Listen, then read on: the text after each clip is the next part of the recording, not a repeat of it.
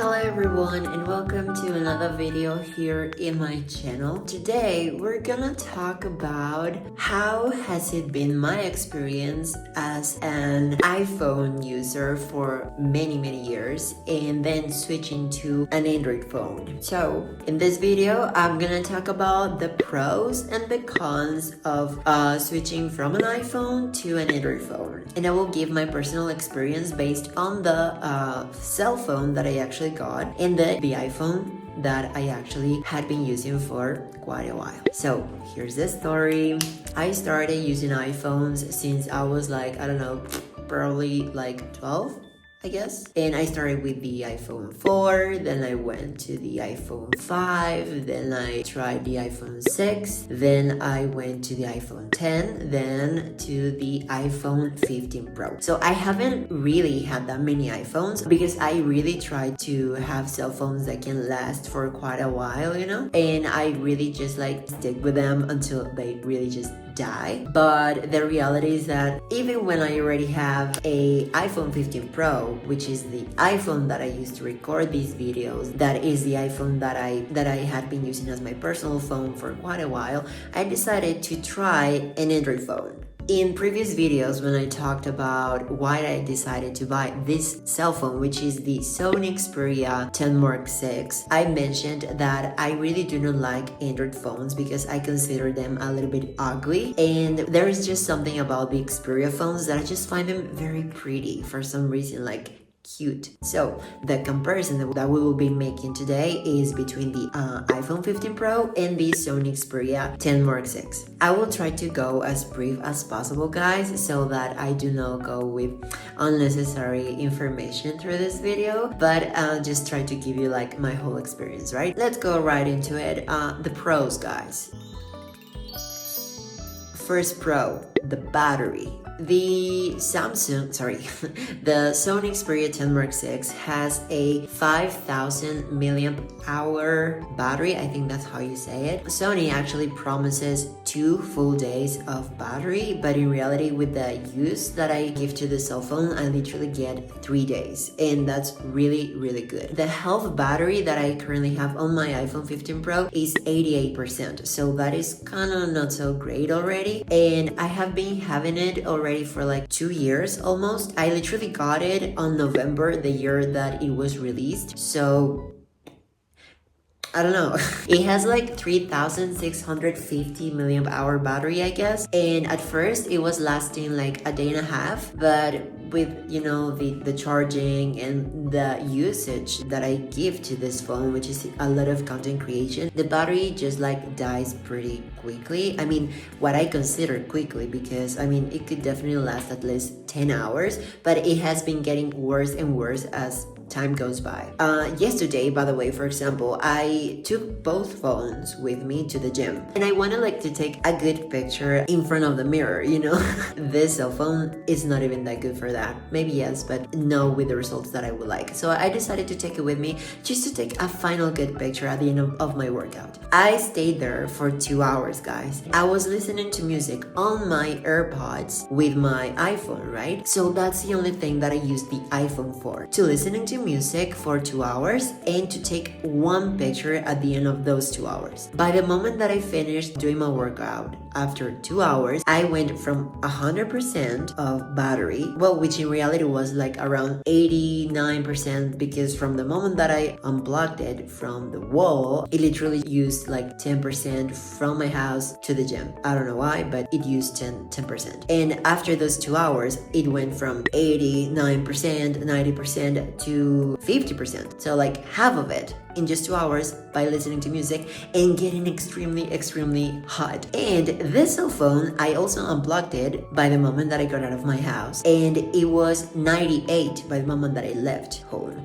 And after those 2 hours, after using a lot of social media, writing notes, texting, sending messages, checking TikTok, checking Instagram, like doing a lot of stuff on the cell phone, I still got 8% less, right? right? Which was like around, I don't know, 92%, right? I left the gym with still 92%. So 50% against 98%, like guys, that's ridiculous, right? So the first huge pro that I found after using an iPhone and an Android phone was the great battery. And I know that many good Android phones out there have very nice batteries and that last days, you know? And that's pretty great. The second good thing about the Android against the iPhone is the weight. Guys, an iPhone is just so heavy, it doesn't really matter. I mean, nowadays iPhones are really heavy. I don't know what is it with them, but they are extremely heavy. Even the iPhone 16 SE is extremely heavy, guys. Like, I don't know how much weight this is. I will leave the details right here, but guys, this is super light. I cannot even feel it in my pocket. The first days that I was like carrying it in my pocket, I didn't even feel it. I felt like, oh my god, where's my phone? But I still had it, you know. But it is just,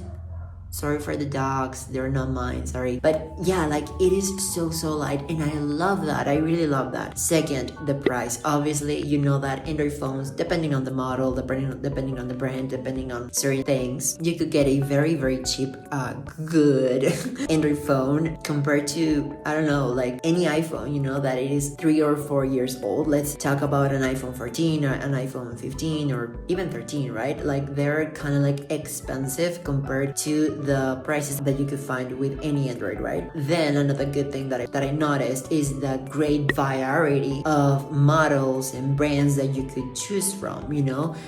With iPhone, it's just all the same models, the same designs, the same colors, the same everything. And that's also something that I wanted to feel, you know? When I went from my iPhone 10 to the iPhone 15 Pro, I felt like I hadn't even changed phones, you know? That I was still using the same thing. And yeah, it felt different. It felt like smoother and everything, but I didn't really feel like that hit, you know, like, oh, I bought a new phone, you know? And just switching from one software to the other is just a huge change. And that is something that I like, that there are many different brands of Android phones that even create or kind of like produce their own Android software version, and that's pretty cool. So I like that. Not just the variety of the models, but also the variety of the different features that you could find in Android phones. You could find phones with keyboards, flip phones, fold phones, huge phones with huge batteries, phones that have things that you don't even need, but there they are. The amount of different options that you could get with Android phones are just too fun, you know? That's something that I liked. Another two things that are very specific of this phone is the fact that you can introduce still a micro SD card and literally just like get it out and in with your fingers. Like, it's so easy. I mean, I do not like that. Many people do. I like the fact that you can get a micro SD card in, but I really just do not like the fact that you can like get it out and in with your fingers, because you know you could lose everything. You know what I mean. And another thing that I love is that mini jack, guys. Like, no one does that anymore. Not even Samsung does this anymore, and I really like it. Sometimes you don't know, but this is very useful if you do not own like Bluetooth headphones or AirPods or whatever. Like, this is really cool, and I had missed it for a while. So this is amazing. And those are all the things that I actually consider pros. Now let's go with the cons. The first and the most important for me as someone who likes to take pictures, basically for social media, because if it were for just like casual photography, like for myself or just to keep it there in my gallery, I would be like, okay, I can work with any camera. But since I like to take pictures and create content for social media, Android cameras, forgive me guys, but are awful.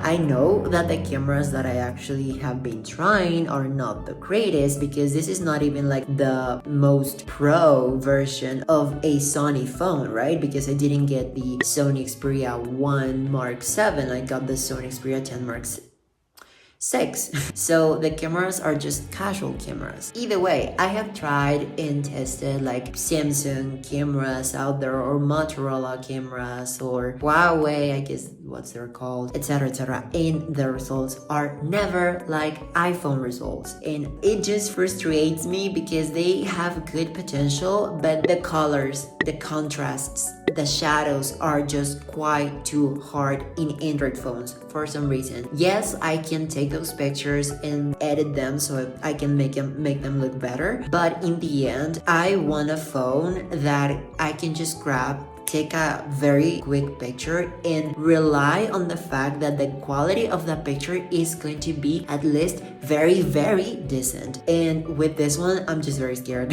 If I have to take like a very important picture, I take at least 3 pictures because I don't know if the first one is gonna look blurry, if it's not gonna be focused or whatever. I definitely have tried this camera quite deeply. I actually made a video like testing it like outside, and the great thing about this camera is that it is good. It is really good under very nice light conditions, and that video was actually made in the outside in the golden hour, so the pictures look pretty great. But whenever you're like inside and the lighting is not good, you will look just very dark, and the automatic settings are not good enough to make your picture look good. Something that does not happen with any iPhone, guys, not even the iPhone 4 or any other. That's the huge con that I lived with this Android phone. Second thing, social media content creation. If you look out there and you try to find the best cell phone to create content for social media, will always be an iPhone. Because for some reason, all the third-party apps of social media with cameras and effects and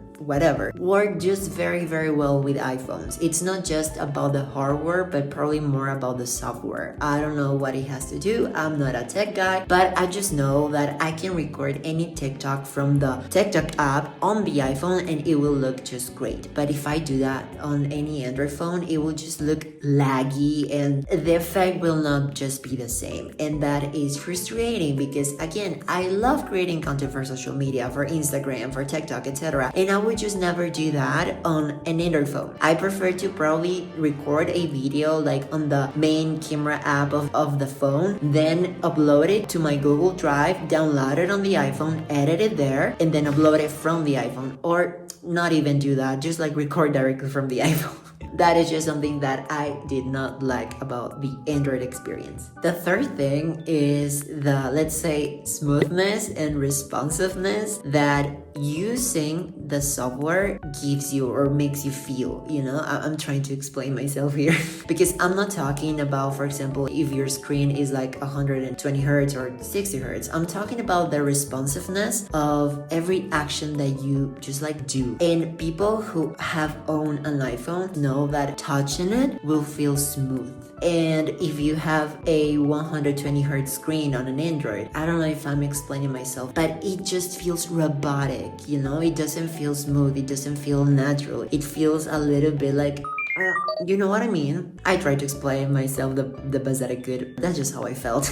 Oh, okay, the notification center. I don't know if it is specifically the Android software version that this Xperia has, or if it is the same for every Android phone out there. But guys, my notifications are horrible. I cannot look at the notifications and know what was the last notification that I had. The notification sounds, I open the phone and I just don't know what that sound was, you know, because I just don't know where it came from. Everything's so like mixed up. I don't know if it is like a software thing or something else, a Sony thing, I don't know, but I hated the notification center. Oh, another thing, and this is something that I hate about both the current photos or gallery app that we have on iOS and also on Android are horrible. Like, what the hell are those things? I cannot find my stuff. Everything's so mixed up. I hate it. Why did they do that? Why did they create collections? No one watches those. No one cares, you know? Like, why can't you just get like your whole gallery and see the recent pictures in only one screen? That would have been so much easier for them to design and for us to use. Like,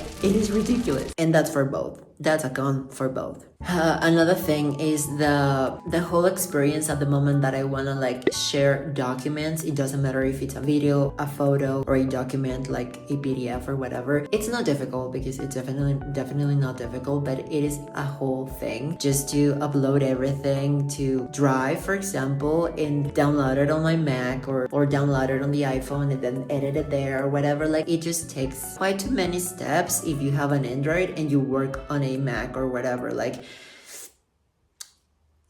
it is like unnecessary, you know? And finally, something that I definitely missed while using an Android as my main phone was the Apple ecosystem. Guys, I have an Apple Watch, I have the Apple what are they called? AirPods. I have a Mac, I have an iPad, I have the iPhone, and obviously just like wanting to use those devices with an Android phone is like why would you do that, right? The ecosystem that you get with those devices is so great, is so well done, is something that you just miss. In the end, they make sense, you know? Somehow they do actually help you create a much more productive environment in your working space. Like guys, the fast that I can work on editing on a video, like let's say taking a screenshot on the iPhone, sending it through AirDrop to the, let's say to the Mac, and just like added it to the video, or listening to a clip that I wanted to download on YouTube on the iPad and then downloaded it and then move directly the audio to the Mac and still keeping the AirPods on my head. It is just like so smooth, so natural, so good, and I love that. And I have really been missing that since I started using this phone. Like I've been using this phone for like a month or so. I even bought the Sony case for it and I love it.